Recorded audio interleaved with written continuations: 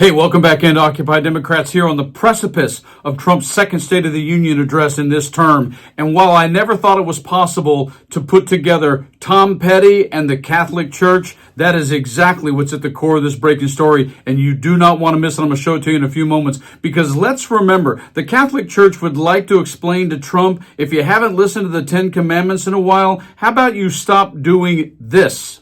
His lies never stop. $35 insulin. You know who did that? I did that. Obviously not true. Here's Joe Biden signing that piece of legislation. The question is, do Americans care?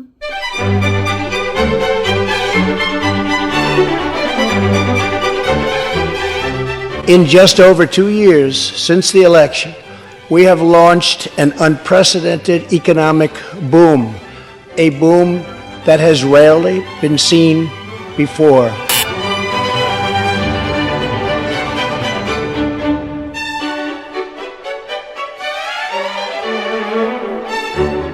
Because he never stops lying, and he won't tonight. But the Catholic Church has a bit of a message for him in this breaking story. Project 25. I don't know anything about it. Donald Trump has been at our organization. He's blessed it. He's very supportive of what we do. We have created 5.3 million new jobs. And importantly, added 600,000 new manufacturing jobs. Because he loves to leave room to lie. No inflation. I did nothing wrong. Here's the truth. We passed a massive tax cut for working families. And Trump loves him some words that actually don't have real teeth or guidelines. We virtually ended the estate tax or death tax on small businesses, for ranches, and also for family farms. Regardless of the truth, Our country is vibrant and our economy is thriving like never before. Donald Trump has been and always will be a liar. and his lying in this second term has led Kristi Noem Ice to be emboldened with this mantra. Have some of these raids gone too far?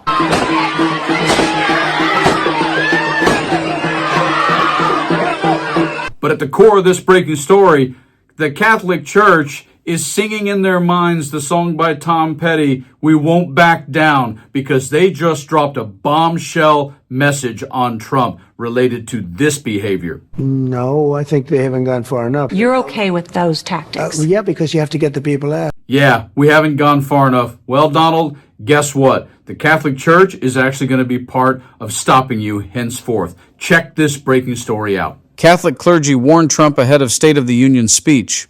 America's top Roman Catholic leaders issued a sharply worded statement condemning the Trump administration's immigration enforcement as detrimental to human rights and urging policy changes. The statement, released Tuesday, the day President Donald Trump, 79, is scheduled to deliver his State of the Union address, which is expected to partly focus on his hardline immigration agenda, emphasized that the clergy was concerned about recent and ongoing immigration enforcement activities against individuals and families who are without legal status in our country. The signers, who included bishops from states that border Mexico and Canada, as well as Rhode Island and Kentucky, outlined 8 policy recommendations that would help to create an immigration system which ensures public safety, protects human rights, encourages economic growth and justice, and upholds our heritage as a nation of immigrants. In response to a request for comment, a White House spokesperson told the Daily Beast, President Trump was elected based on his promises to secure the border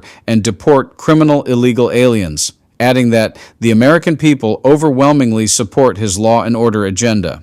The call for change comes as polls show that 58% of Americans believe the president has gone too far with his deportation policies and follows deadly enforcement operations in Minneapolis in which federal immigration agents were involved in the deaths of 2 U.S. citizens.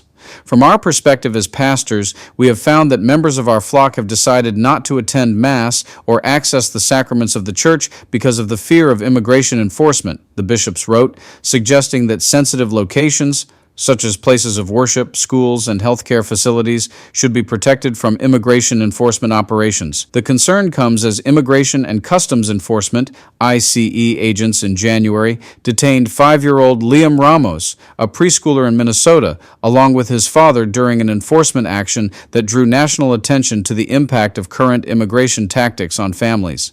The clergy also urged the Trump administration to honor the right to apply for asylum at the border, not target law-abiding immigrants, keep immigrant families together, restore due process in the immigration system, stop the use of tactics by ICE that incite fear in communities, enforce humane detention standards, and fund reintegration programs for deportees. Congress should repair the U.S. immigration system by placing hard-working immigrants and their families on a path to citizenship and by improving access to the legal immigration system, the statement read. The list of policy recommendations is not the first time America's Catholic bishops have issued a statement condemning the president's immigration policies, a position also highlighted by Chicago-born Pope Leo XIV. In November, the bishops issued a special message on immigration, where they stated they were disturbed and saddened by the fear and anxiety caused by Trump's aggressive immigration enforcement agenda and felt compelled to raise our voices in defense of God-given human dignity. The November statement was the Church's first special statement in 12 years.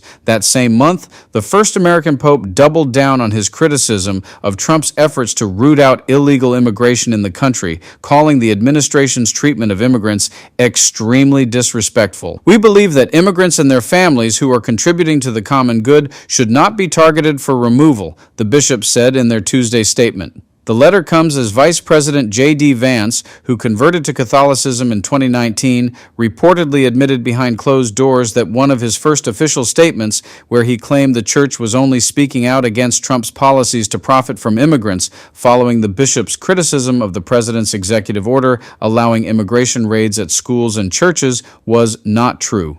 According to DHS data, fewer than 1 in 7 people arrested by ICE since Trump returned to office had charges or convictions for violent crimes, despite Secretary of Homeland Security Kristi Noem claiming the agency is targeting the worst of the worst criminals. While we acknowledge the right and duty of a sovereign nation to enforce its laws, we also believe that those laws should be upheld in a manner that protects the God-given human dignity and rights of the human person, the bishops wrote. The Daily Beast has contacted DHS and the White House for comment. No matter how long you live, no matter how old you are today, or how long you are on this planet, you may never see another time in history when the Catholic Church actually writes out a list of demands to a United States president based on their policies and decorum of the treatment of humans and human rights. This is absolutely a precedent I never would have expected to be singing Don't Back Down with the Catholic Church as his side gospel singers. Holy smokes. You guys like and share the video. Stay frosty through this State of the Union address because holy crap, count the lies now.